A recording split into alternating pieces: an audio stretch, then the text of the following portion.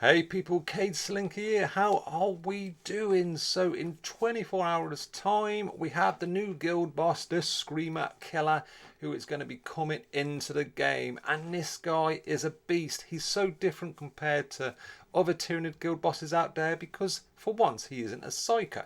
So your likes of Ross Wither is not going to be able to hit as hard as she does normally against the Tyranids, and also summons. This guy will rip the summons apart to any characters, so you are going to have to play this guy that bit different. We'll go through the stats and then we'll go through some videos, but that's really exciting. It's great to have another guild boss. We can come up with like different ways of attacking him and also different characters. It's really exciting. Like I said, I found this one kind of tactic way which kind of works, but I'm sure there'll be plenty more also. So first have a look at the traits. So immune. So his immune trait, similar to others. Big target, it's a bit of a standard one. Instinctive behaviour, so if the target's in range, this unit does not move and attacks the closest target. So that's when we'll go through it shortly. You're going to have two kind of built up units in like a pincer effect just to try and stop him from moving around, and also doing his ranged attack because it's pretty nasty. Suppressive fire is the other one, so an enemy hit by this unit's range attacks also becomes suppressed. And if you're not sure, suppressed units deal less damage and also -1 movement. So this is what I'm on about. The ranged attack, the death scream, deals 6 times plasma damage, which is high plasma damage, to a target enemy within range 2, and also 6 times some bio damage to all enemies adjacent to the target. 100% chance to stun all affected units for 1 round, which that is pretty nasty, and that will probably kill most things. 6 times plasma and 6 times bio damage. Do you know what I mean? That is seriously going to do, that's going to kill a lot of stuff out there. Also, we have got his next one, the unparalleled ferocity. So it deals 5 times physical damage to all adjacent enemies with 100% crit chance against summons. And that's what I mean by the summons, is you don't want to be having summons around him because 100% crit chance, it's just going to rip them apart. Next up, we've got the living battling ram, which is the one you'll see in the video quite a lot. So it deals physical damage to an adjacent target with 100% chance to stun it for 1 round. The target is also thrown 2 hexes away from the Screamer Killer.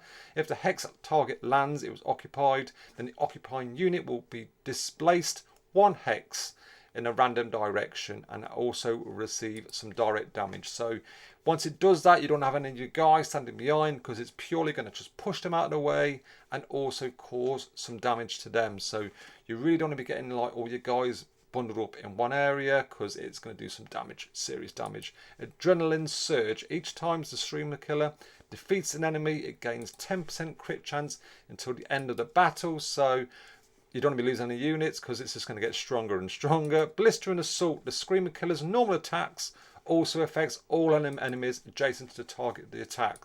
So with that one, you don't want to be, again, bunching your enemies, your characters up around him because he's just going to rip straight through them. Also, we have got the hyper aggression. So beginning of his second turn, after the Screamer Killer uses an active ability, it also performs a normal attack. So again, you'll see that. Ideally, you want to try and kind of, as I said, get a pincer movement of 2 characters, built up strong characters, melee characters. You see, like your likes of Calgar, Ulf, Bellator, Alf Null. They all work quite well just to kind of pincer him. I keep saying that word pincer, but just to trap him.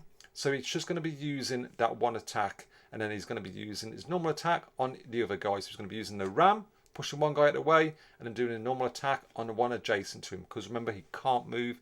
He'll attack an adjacent enemy. So that's why you need 2 guys purely there just to do that, kind of stop him from doing his scream for starters. Because you do that and it's going to be game over. It's just keeping him at bay with then 3 characters just sitting there doing the damage. As well, if you can get the melee units doing the damage also, it's extra damage.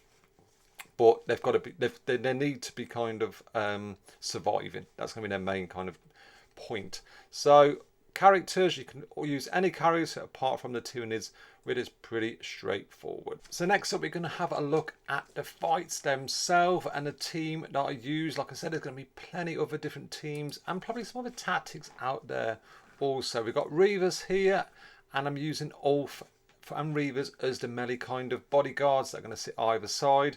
He goes for the push there, and he pushes Eldron out of the way, barely survives, but he won't be getting away anymore, so we just keep him at bay. And you can see Ulf there and Reavers doing a pincer movement, like I said, and it's just keeping at least one enemy. So he goes for the ram there, but Reavers just says, I'm having none of it, and doesn't move, and he goes for the normal attack on Ulf. And that's what he'll keep on doing. So he's just pushing that. You see there, Ulf does the attack, does the ram, has none of it, does a normal attack against Ulf. And it works different ways. In my next video, you'll see he'll be pushing Ulf out of the way. So, and that's what's great with Ulf there. You can see, I'm just going to pause it there. So he's just going to keep on doing the damage every time you use an ability also. So you're getting all the extra bonuses from Ulf. The team at the side there, as you say, you can got Morgan Ra, Ifana and Eldron as kind of the buff damage team. You can kind of swap and change that. I think that a Tau kind of damage team on the sidelines would be pretty good also. But there's other characters out there you can use. As long as they've got the range and keeping out of the way, they're going to do some decent damage. Nothing with summons. You won't even try. And we're just moving in for the last move now. And he's gone. So it's 189,000. Not too bad. Now my second fight, which is a little bit better. This time, instead of Reavers, I take Calgar. Purely just for the extra buff. Goes for the push on Ulf and pushes Ulf out of the way, and I can move Calgar behind. Again, what I keep saying, that pincer effect. So you've got the two characters either side. This time I'm just going to keep some pushing Ulf away and going for the normal attack against Calgar. Probably what I could have done is probably put Ulf next to Calgar, and it would have been the same kind of difference. It would have pushed him out of the way. But in hindsight, it's always a wonderful thing. So I probably would have got a lot more damage out of it doing it that way. But again, damage team on the right, just doing the damage, staying out of the way.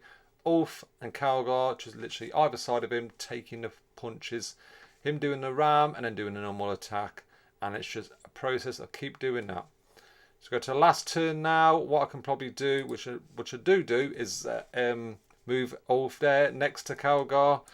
So you're getting the extra damage, which I've probably done from the start. And then I can move Calgar then to the rest of the team and just get that bit more extra damage at the end. And the fan there just going in for the final hit. And we're on 296,590. So again, that's another pretty decent hit. This guy is legendary level 3, I think he is, as a boss. Obviously we'll swap and change different seasons, and the characters are all at legendary level, so it's quite an even fight in kind of rankings. As I said at the start, melee units, you've got Bellator, who can take a punch also. Arjak is quite decent. Reavers, who's the other one I'm thinking of as well? Calgar, can't think of all. But basically, as long as they can take... Oh, it was Aleph Null was the one I was thinking of, I said at the start. Aleph Null, if you're new to the game, you're going to have Aleph Null in your team pretty early on. So if you can get him built up, he will do well also, because you can take a good punch. And also he's got that extra heal at the end of each turn also. So I kind of did some testing and he did okay. Summons, got no chance sending the summons out, sending the scarabs out, it would just get destroyed. But there is better characters out there. Again, as always with this game, it depends on the roster you have, how you can kind of get around this. But it's good fun. It's great to have a new kind of guild boss into the mix. It always mixes up your teams. I'm sure there'll be other characters and other teams out there and other tactics that will do quite well. This is the only one I've seemed to have found at the moment, but the more we kind of play it in the real world, we kind of play them a bit more and find some other ways. So I hope that helped you out, especially to start when he does come into the game. I look forward to hearing from you, how you're getting on, what characters are doing well for you, and also the tactics that are out there. So hope you enjoyed this video. Please don't forget to check out some of my other videos, and also hit that like and subscribe button on your way out. Take care, bye bye.